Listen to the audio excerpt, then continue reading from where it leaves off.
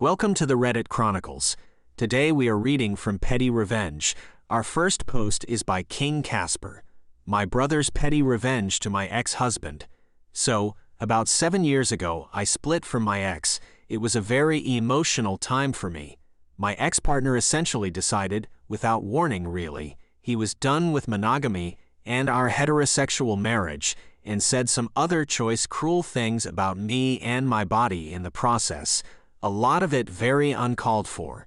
He was quite a cruel person. So we both needed to separate and pack up the house, divide the belongings.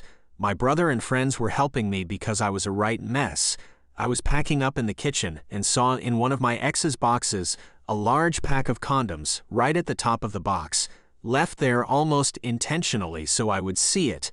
He was a real class act like that. There was no reason for the condom box to be in that box. It was mostly filled with his books, knickknacks, etc., left in the kitchen where I was getting most all the kitchenware. So he knew I would see it. I just burst into tears seeing it, another reminder in that moment that I wasn't enough, which I know now is total bull. Enter my big bro. Let's call him Dave, fake name obviously. Now backstory is that my ex hated my brother, hated him. My brother could be a bit self-grandiosing, and so my ex always used to rant after family events about my brother and his ego, and about how my brother acted like it was the Dave show. I love my brother for the record. He's just a confident man and self-assured really. A good guy. But something about him always used to piss my ex off. I think my ex was probably jealous he wasn't as self-assured as my brother is. But anyway. So my brother opened the condom pack, stuffed them all in my handbag, and put in the condom pack an old photo from Christmas a few years back of my brother and my ex that had been on the fridge with other family photos. He wrote on the back of the photo, "In case you miss the Dave show asshole." He also put a few other things to mimic the weight of the missing condoms, so he wouldn't know until he went to use them. I never knew what happened, but I like to think that that photo ruined the mood in at least one sexual encounter my ex tried to have, and that makes me smile. Our next post is by Dysregulated Dad. Decided to troll an internet scammer, and I think I accidentally hit the jackpot. I got a spam text message, one of the obvious scam lead-ins asking, "Hello, is this Jessica's phone?" I assumed it was a scam attempt, but to be civil, I replied politely that it was not. Got a series of follow-up messages, explaining their assistant must have copied the number incorrectly and apologizing for the inconvenience and introducing themselves and asking for my name. At which point I was certain that it was an attempt to scam me. So I said that I would not be providing my name, and they continued to try to engage me in conversation. So I explained who I am, a parent with a child who suffered from a life-threatening illness, and that I had to spend staggering sums of money on her care. And since I had done him no wrong, why was he trying to defraud me of money?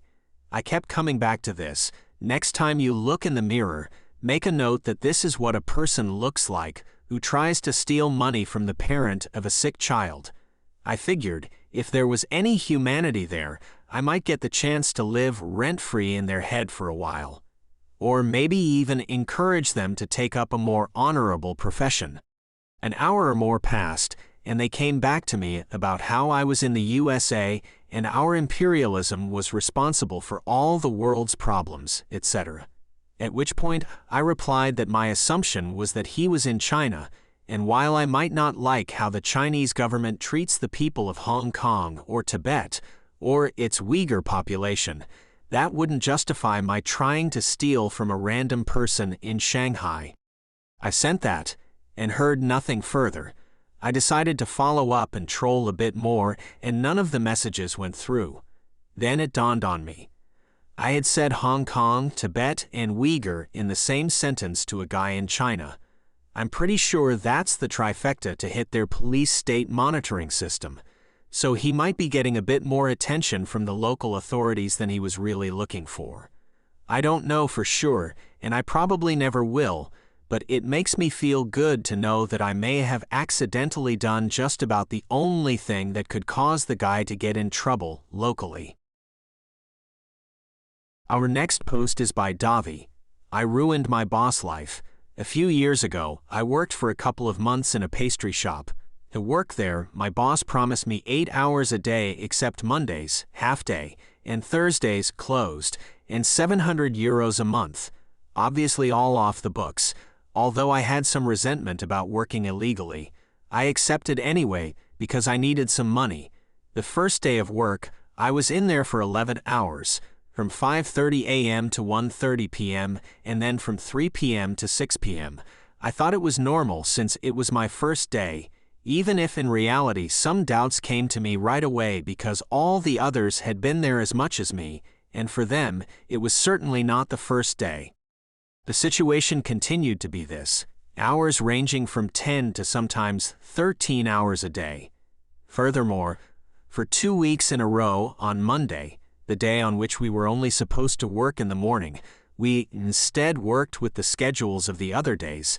At the end of the month, I asked for my well-deserved salary, and my boss got angry telling me that I was only thinking about money, when in reality, I hadn't even asked him to pay me for the multiple hours of overtime. He then told me that he would pay everyone at the end of the first week of the following month. The following day, after working as usual for 11 hours, at the end of the shift, he called me aside telling me that since I had been presumptuous, I had to show up for work on Thursday, even though it was my day off. Obviously, I got angry and replied that I had worked much longer hours than those agreed, and that I would not show up for work on my day off, and so I did. Thursday came, and I didn't show up, ignoring hundreds of calls from my boss and his wife. The next day, I showed up for work regularly and was severely reprimanded and then sent home for bad behavior. He told me that we would meet on Sunday to give me the money, and then I didn't have to show up again, which I already wanted to do. So Sunday arrived and showed up with €300, telling me that I had done little this month and that I hadn't been respectful towards him and his business. I got very angry and also went to call my father, who was waiting for me in the car. The two almost came to blows, so I took my father and we left, saying it wasn't over there. I kept in touch with some of my colleagues, some even over 18, with whom I had established a good relationship and who also worked illegally. They told me that the next day, he had badmouthed me, saying that I was a person without any form of respect and dignity. They had witnessed the scene the previous Friday and were speechless. They thought I had to do something and not let me walk on my head like this, and they were right. So I decided to do something that no one has ever had the courage or the will to do, or rather go to finance to announce the fact that he made most of his employees work illegally and that he exploited them by underpaying them. Obviously not alone, but with my colleagues also tired of being exploited to support me. So we decided on a day and time for a pop check and waited. The agreed day was Saturday morning from 9 to 10, the day and time when there was usually more workload. It goes without saying that contrary to what is thought of in Italy, sometimes justice works, and that day finance, with a surprise check, discovered the whole situation and immediately closed the business subsequently. The owner, as well as my former boss, was investigated and sentenced to I don't remember how many years in prison. The business was seized, and now his family is having to pay more than €1 million in tax evasion for other reasons related to false receipts and other things that I don't quite understand. Our next post is by Dry Radio.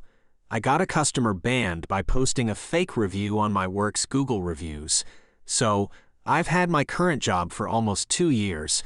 I'm disabled, and this is the only job I've ever been able to keep for longer than a month due to getting overwhelmed easily. Not going to say my exact workplace chain, but we sell lottery tickets. For the first year I worked here, there was this woman named Kathy that would come in regularly. All of my coworkers hated her, but my boss wouldn't ban her because he felt bad for her. Kathy would be in the parking lot from open to close, almost every single day. The entire time she would come in repeatedly and buy lottery tickets. She would either keep winning enough to buy more, or she would spend every penny she had on lottery and start begging for free cigarettes, beer, etc., from both workers and customers. My boss knew this and still wouldn't ban her or even warn her. She actually used to work for him before I started, and she got fired because she was caught stealing entire cartons of cigarettes. My boss is super passive and sweet. Sometimes that is his weakness though. Anyways, Kathy doing this prevented workers from doing any of their required side work. It pissed me off so much. I would even get rude with her and she wouldn't take the hint.